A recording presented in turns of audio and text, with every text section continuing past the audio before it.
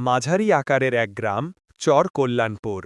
নদীর ধারে সবুজ ধানের ক্ষেতে আর মাটির ঘরে ভরা এই গ্রামটা ছোট হলেও মানুষের মন ছিল স্নিগ্ধ আর সরল।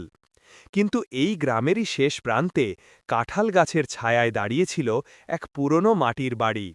সেই বাড়িতে থাকতেন জামিলার মা, যার নাম রওশনারা। রওশনারা ছিল নিঃসন্তান, বহু বছরের দাম্পত্য জীবনে সন্তান সুখের দেখা পায়নি। তার স্বামী হামিদ মিস্ত্রি বছর চারেক আগে নদীর ভাঙনে কাজ করতে গিয়ে মারা গিয়েছিল। তারপর থেকে সারা পৃথিবীতে রওশনারার নিজের কেউ নেই। তবুও রওশনারার মুখে কখনো অভিযোগ শোনা যেত না। হঠাৎ একদিন এক শিশুকে পাওয়া গেল নদীর ধারের জঙ্গলে। কে রেখে গেছে, কেন রেখে গেছে কেউ জানে না। গ্রামের লোক স্থির করছিল শিশুটাকে শহরের থানায় পাঠাবে। কিন্তু রওশনারা শিশুটিকে বুকে জড়িয়ে বলেছিল, এই সন্তান আমার, আল্লাহ আমাকে দিছে, তোমরা কেউ এই ছেলেটারে নেবা না। গ্রামের মানুষ অবাক হয়েছিল, কারণ শিশুটি কাঁদছিল না। এক দৃষ্টিতে তাকিয়েছিল রওশনারার মুখের দিকে, যেন সে জানত এটাই তার মা।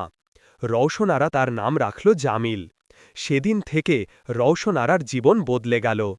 মা আর ছেলে সংসার শুরু করল। রওশনারা ধান কাটত, মানুষের বাড়িতে ঝিপড়ি হিসেবে কাজ করত, মাঠের ধারে গরু চড়াত, কখনো হাটে ঝাড়ুর কাঠি বেচত। যতই কষ্ট হোক, জামিলের মুখে ভাত তুলে দিত সে আগে। খাবার কম থাকলে সে নিজের পেট খালি রেখে বলত, মা খাইছি, তুই খা।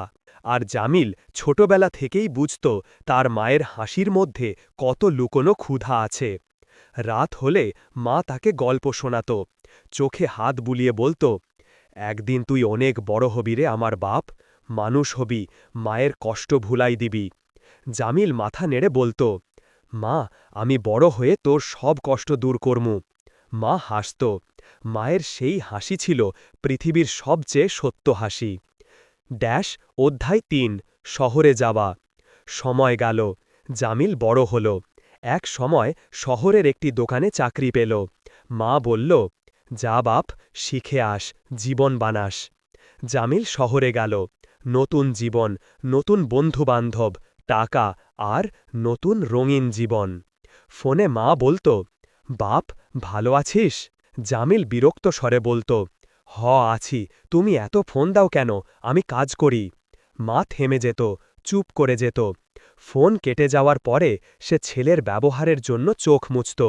কিন্তু পরের দিনও প্রথম সেই ফোন করত, কারণ মায়েরা ছেলেদের কাছে কখনো অভিমান ধরে রাখে না। শহরের চাকরি ভালো হতে লাগল। দোকানের মালিক তার মাথা পছন্দ করল। কাজের চাপ বাড়ল, কিন্তু টাকার অঙ্কও বাড়ল। এরপর একদিন জামিল একটা মেয়ে পেল, সাদিয়া। চুপচাপ, সুন্দর, শহুরে। সে জানত জামিল গ্রাম থেকে এসেছে। তবুও সে মুগ্ধ হয়েছিল জামিলের কথায়, স্বপ্নে, ইচ্ছেতে। ভালোবাসা জন্মাল।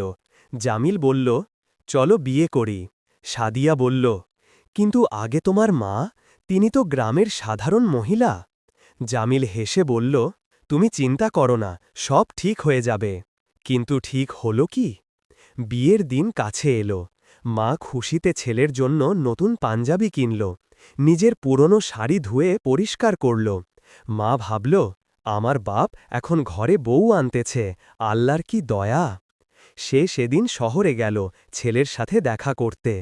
কিন্তু শহরে সাদিয়ার বাড়ির সামনে দাঁড়ানো মা ছিল অচেনা, অস্বস্তিকর, লজ্জার। সাদিয়ার মা নাক সিটকে বলল, এ তোমার মা? এমন লোকজনের সঙ্গে আমরা আত্মীয় করব? জামিল কিছু বলেনি, না প্রতিবাদ, না দায় স্বীকার, না সমর্থন।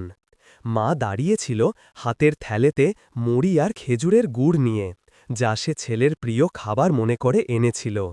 জামিল মাথা নিচু করে বলল, মা, তুমি এখন যাও, আমি পরে আসছি। মা কিছু বলল না। মা কিছু বলতেই পারল না।